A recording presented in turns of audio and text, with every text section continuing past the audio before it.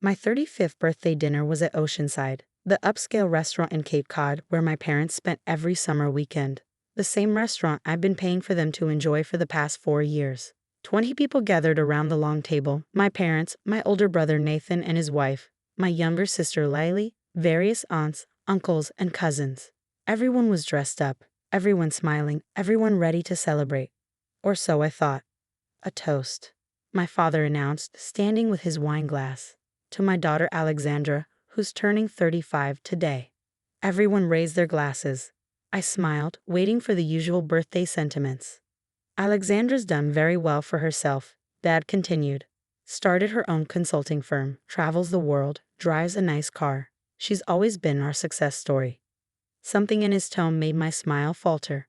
In fact, he continued, his voice taking on an edge, she never lets us forget how successful she is. Always talking about her clients, her contracts, her achievements. Always showing off. A few people laughed uncomfortably. My mother nodded in agreement. So here's to Alexandra. Dad raised his glass higher. Who's successful enough to buy us all dinner tonight, which we know she'll mention for the next 6 months. The table erupted in laughter. Nathan shook his head like I was a child who needed to learn humility. Lily smirked. My Aunt Patricia actually said, "Oh, Thomas, you're terrible," while giggling. I sat frozen, wine glass halfway to my lips, watching my father toast my birthday by mocking me in front of 20 people. "Come on, Dad's just joking," Nathan said, seeing my face. "Don't be so sensitive." "Yeah," Lily added. "You do talk about work a lot. It's kind of obnoxious." My mother patted my hand condescendingly. "We're proud of you, sweetie. You just need to learn some humility.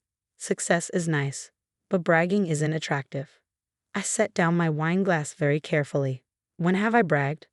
"Oh, please," my father said, sitting down. "Every conversation is about your business, your deals, your travels. We get it. You're successful. You don't need to constantly remind everyone."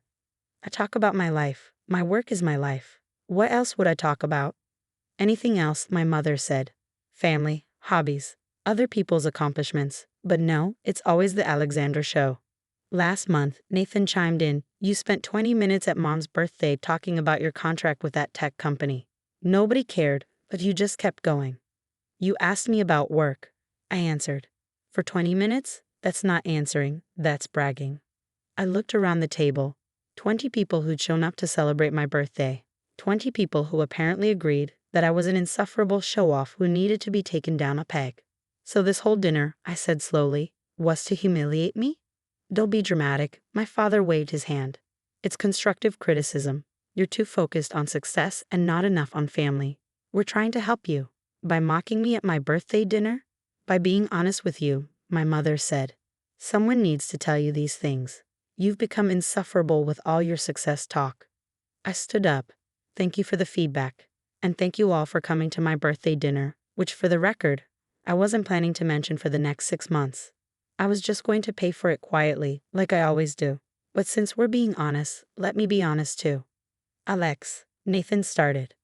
"I've been paying for these dinners for 4 years. Every single one. I pay for this restaurant, for the wine, for the meals you all order without looking at prices. I do it because I love you and because I can afford it. I've never once thrown it in your faces or demanded gratitude. We are grateful." My mother tried.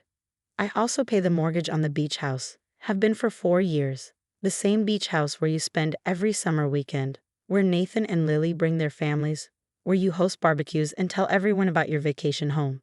That mortgage? $7,500 a month. I pay it, quietly, without mentioning it." The table had gone silent. "I pay it because when you were facing foreclosure 4 years ago, you asked me to help. And I did. I put the mortgage in my name, paid it every month, and let you pretend it was still yours because you said losing it would be embarrassing." My father's face had gone pale. "So when you mock me for showing off by talking about my work, the work that pays for these dinners, that beach house, and the lifestyle you've all enjoyed, maybe consider that I've been supporting you while you've been judging me." "We didn't know," Lily started.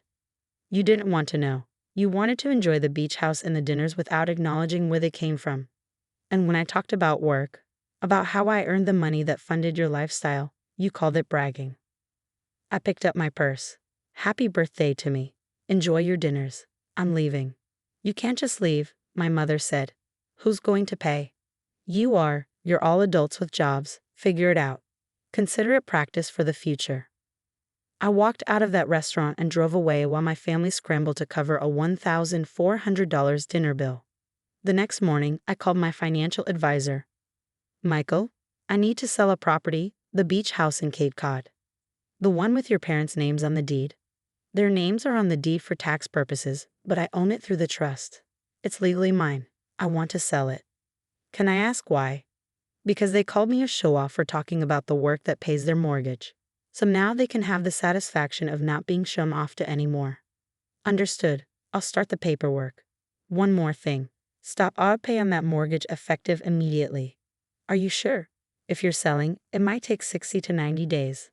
I'm sure. Stop the payments. Let them see what happens when I stop bragging about my success. I didn't tell my family about the sale. I didn't tell them I'd stop paying the mortgage. I just waited. Week 1, my mother called. Sweetheart, about the birthday dinner. We may have been too harsh. You were upset. I was honest. There's a difference. Well, yes, but you embarrassed everyone by storming out and leaving us with the bill. You mean paying for your own dinner? How terrible. Don't be petty. We wanted to apologize for the toast. Your father didn't mean it the way it came out. He meant every word. You all did. You think I'm a show-off who talks too much about my work. Now you get what you wanted, me being quiet about my success. What does that mean? It means I heard you. Message received. Talk to you later, Mom. Week 2. A certified letter arrived at my parents' beach house. It was addressed to them, but copied to me as the property owner. Notice of mortgage default. The mortgage was in my name but sent to the property address. My parents would see it. Week 3. My father called. There's some kind of mistake with the beach house mortgage. The bank sent a default notice. Not a mistake. What do you mean? I stopped paying it. You what? Why would you do that? Because you told me I show off too much. So I'm stopping. No more paying for things I might be tempted to mention later. That's ridiculous. Is it? You mocked me at my birthday dinner for talking about work. The work that pays that mortgage. So I figured you preferred to handle it yourselves. No more show-off daughter paying your bills. We can't afford the mortgage. Then I guess you'll lose the house. But at least I won't be showing off about my success anymore. Alexandra, this is childish. No, Dad. Childish was mocking your daughter at her birthday dinner after she'd been quietly paying your bills for 4 years. This is consequences. I hung up. Week 4, my phone exploded with messages. Nathan, you're letting Mom and Dad lose the beach house over one comment? Laylee, this is psychotic. They apologized. Mom, please call us. We need to talk about this. Dad, your mother is very upset. This needs to stop. I blocked them all and focused on work, the work they called showing off. Day 37, my phone rang from an unknown number. Against my better judgment, I answered. Is this Alexandra Morrison? Yes. This is Jennifer Park with Coastal Properties. I'm calling about the beach house at 847 Shoreline Drive. The sale closed yesterday, and the new owners would like to take possession next weekend. Will the current occupants be moved out by then? Current occupants? The listing mentioned the property is currently occupied by family members. The new owners agreed to a 2-week transition period after closing. That period ends next Saturday. I felt a cold satisfaction settle over me. The occupants weren't informed the house was being sold. That's unusual. Are they relatives? My parents. They're about to find out. Oh, well, the new owners are arriving Saturday with a moving truck. If your parents are still there, we'll need to coordinate. Give them my number. They can coordinate directly. Day 40, Saturday morning. My doorbell rang at 8:15 a.m. My parents stood on my doorstep looking haggard and furious. You sold the house, my father said without preamble. I did. How could you? Easily. It was mine. I owned it. I sold it. But we lived there. Part-time. You lived there in the summers. It was never your house. It was mine. I let you use it. Now I don't. Where are we supposed to go? My mother asked, her voice shrill. I don't know. But you have until today to figure it out because the new owners are moving in. Today, you're giving us whores. The sale closed 5 days ago. You had 5 days. That's more than you gave me at my birthday dinner. That was different. How? You humiliated me in front of 20 people. called me a show-off, mocked me for talking about the work that paid for the house you're standing here crying about losing. How is that different? My father's face was red. We said we were sorry. You said Mom was upset and I needed to stop being childish. That's not an apology. That's telling me to shut up and accept being treated badly. We didn't mean, yes, you did. You meant every word of that toast. You thought I was a show-off for years. Every time I mentioned a client or a contract or a trip, you rolled your eyes. Every time I talked about work, you changed the subject. You didn't want to hear about my success because it reminded you that I was funding your lifestyle. That's not true. Then why did you call me a show-off for talking about work? Why did everyone laugh? Why did Nathan and Lily agree? Because it wasn't a one-time joke, Dad. It was how you all really felt. And now you're upset because I stopped providing the lifestyle you enjoyed while judging me for earning it. We need that house, my mother said desperately. No, you want that house. You don't need it. You have your regular home? This was a vacation home, a luxury. One I was providing while you complained about me being too focused on success. What do we do now? My father asked. You could apologize, really apologize. Not sorry you're upset, but sorry we treated you like that. You could acknowledge that you've been benefiting from my success while resenting me for it. You could admit that calling me a show-off was cruel and unfair. They looked at each other. We're sorry, my mother finally said. We were wrong. The toast was mean. We took you for granted. And the beach house? We can't get it back? No. It's sold, closed. The new owners own it now. But where will we summer? I don't know. Maybe rent something affordable. Maybe vacation somewhere cheaper. Figure it out like people who don't have a daughter paying their way. You're really doing this?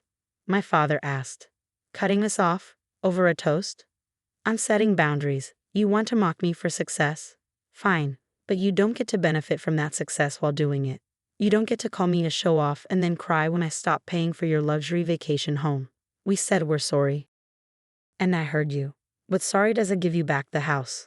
Sorry doesn't undo 4 years of eye-rolling and subject changing every time I talked about work.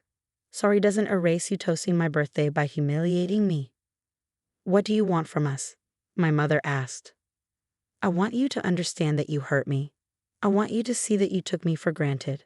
I want you to know that when I talk about my work, I'm not showing off. I'm sharing my life with people I thought cared about me. We do care, then prove it. Not by asking for the house back. Not by crying about consequences, but by actually valuing my achievements instead of resenting them. By being proud instead of embarrassed. By celebrating instead of mocking. My father looked old suddenly. We were jealous. Is that what you want to hear? You're successful and we're not. Not like you. And it made us feel small. So we made you feel small too. That's honest. Does honesty get us the house back? No. But it's a start to rebuilding what you destroyed at my birthday dinner. That was 3 months ago. My parents lost the beach house. The new owners are a lovely couple from Vermont who invited me to visit anytime they'd heard the story and thought I'd handled it well. My family scattered their summer plans. Nathan rented a cottage. Lily stayed home. My parents tried a budget beach rental and hated it. We've had dinner twice since then. They paid for their meals. They asked about my work. Actually listened. My father even said, "That sounds incredible, Alex. You should be proud." Last week was Lily's birthday. Dad stood to make a toast. To my daughter Lily, who's turning 33 today. She's smart, successful, and accomplished. We're so proud of her. He sat down. No jokes. No mocking. No show-off comments. After dinner, he pulled me aside. I'm learning. It's hard, changing how I think about success. But I'm trying. I know. Will you ever let us use a beach house again? I don't own one anymore. But if you did. I thought about it. Ask me in a year, after you've proven you can value my success without resenting it. After you've shown me that I can talk about my life without being called a show-off. That's fair. Maybe it was, maybe it wasn't. But I'd learned something important that birthday. The people who benefit most from your success are often the ones who resent it most. And sometimes, the kindest thing you can do is remove the benefit so they can see their resentment clearly. My parents lost a beach house. But maybe they gained some perspective. And me, I gained my self-respect back. Fair trade.